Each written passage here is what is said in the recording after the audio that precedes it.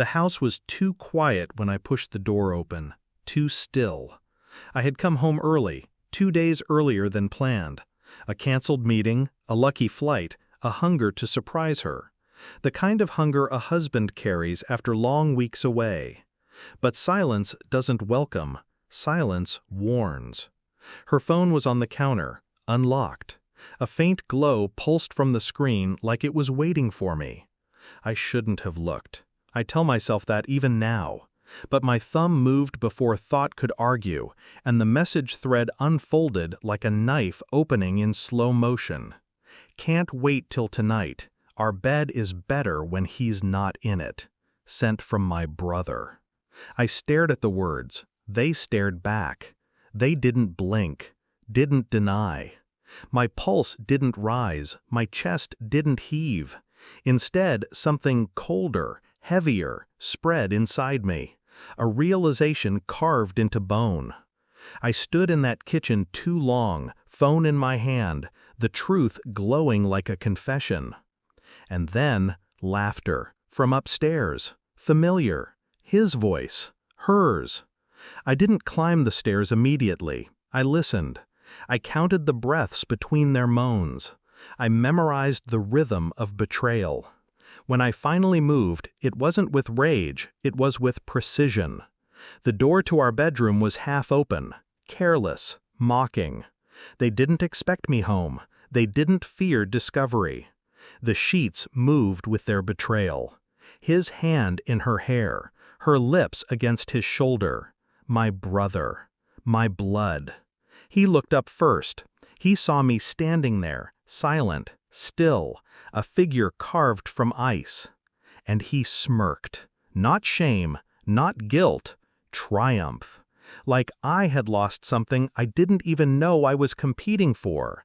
Like I was the fool at the end of a joke.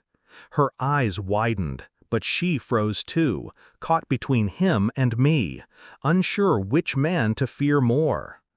"Early flight?" he asked, voice dripping with satisfaction. I didn't answer. I didn't blink. I only lifted my phone, pressed the screen once, and sent the recording. His smirk faltered. Because I had filmed enough before walking in. Because my hand had already forwarded it to his wife. The silence turned heavy. He sat up straight, eyes sharpening with panic. He grabbed his clothes with frantic hands. "What the fuck did you do?" His voice cracked now. I didn't speak. Words were too weak for this moment. I just watched him. Cold, detached. Her lips trembled as if to speak, but I didn't give her my eyes. She wasn't worth the weight of my gaze anymore. But this truth wasn't sudden. No, it had been stalking me for weeks. The way she answered calls in the bathroom. The sudden work dinners that left her smelling of cologne, not mine. The way my brother looked at me too carefully when we met, like he was checking for cracks in my armor. I had suspected, quietly, patiently. I started leaving traces. A shirt placed deliberately to see if she noticed.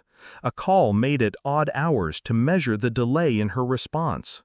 And when suspicion hardened into dread, I tested further. Phone records, hotel receipts, GPS history synced by mistake to our shared account. Every breadcrumb she dropped, I picked up. Every shadow my brother cast, I measured. I knew before tonight. I had known for days. What I needed was proof, sharp enough to cut them both open. So I planned. I came home early, camera rolling in my hand, heart still, rage controlled. Now the plan was complete.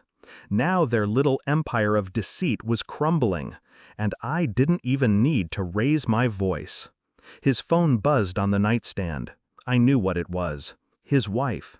Watching the video. Watching him destroy the life he had outside this room.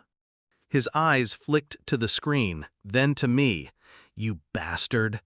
His voice was venom wrapped in desperation. I almost laughed. Me?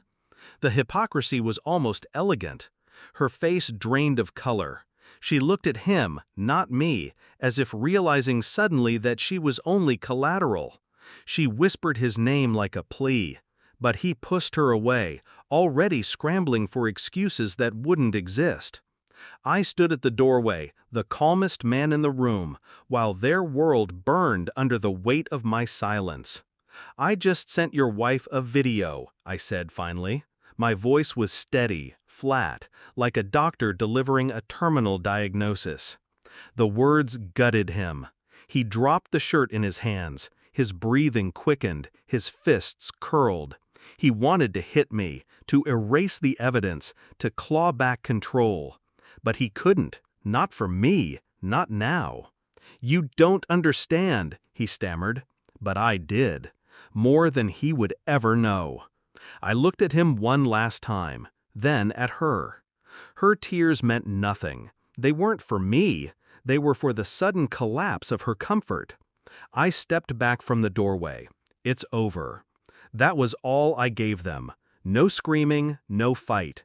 Just the truth laid bare, a wound they would carry forever. I walked downstairs, each step measured, controlled. The house still smelled of them, the kind of scent that once belonged to us, now tainted beyond recognition.